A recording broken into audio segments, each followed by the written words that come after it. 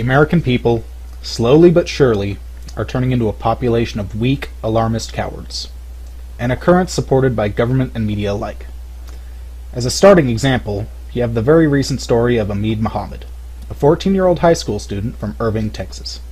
He built a digital alarm clock in less than half an hour using nothing but a pencil case, a circuit board, and a power supply wired to a digital display.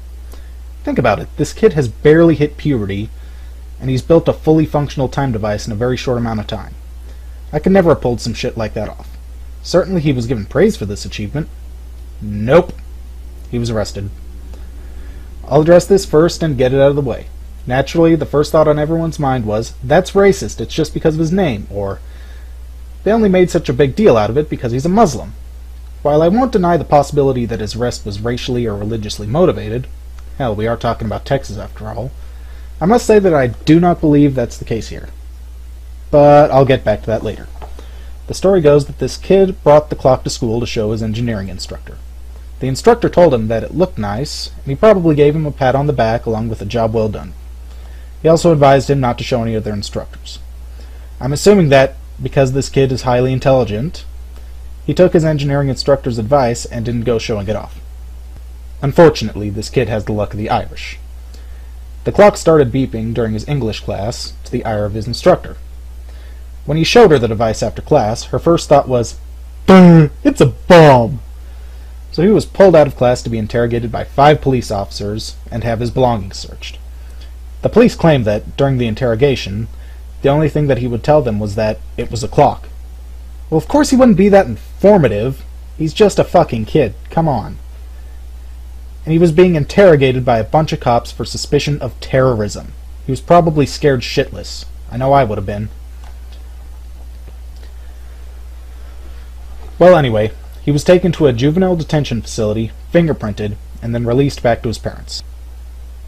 Everyone is up in arms about this because of the racist and Islamophobic implications, but like I said, I don't think that's the case. I have 2 older stories that are relevant to this situation, and that show evidence that this is not the case, and they are even more bizarre than this one. First up, we have this young man. And yes, you read that correctly. He was suspended for eating a Pop-Tart into the shape of a gun.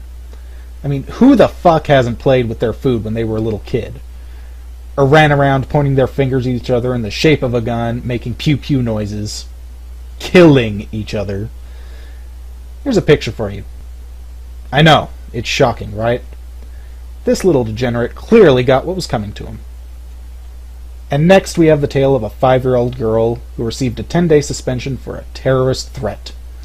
Apparently, she threatened to shoot another student. But wait, she's 5. Certainly a child that young couldn't handle the recoil of a gun, let alone have the strength to cock it. No, something doesn't add up here. Ah, I see. She's a terrorist from the war-torn land of the Teletubbies. So basically what happened was, she was talking about her new toy, this Hello Kitty bubble gun. She was talking to the other students about shooting bubbles at each other. You know, playing, having fun.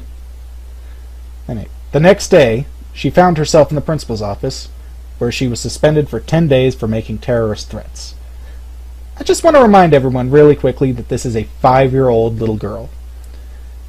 I'll even tell you that I just had to edit this video because I accidentally said 12-year-old girl.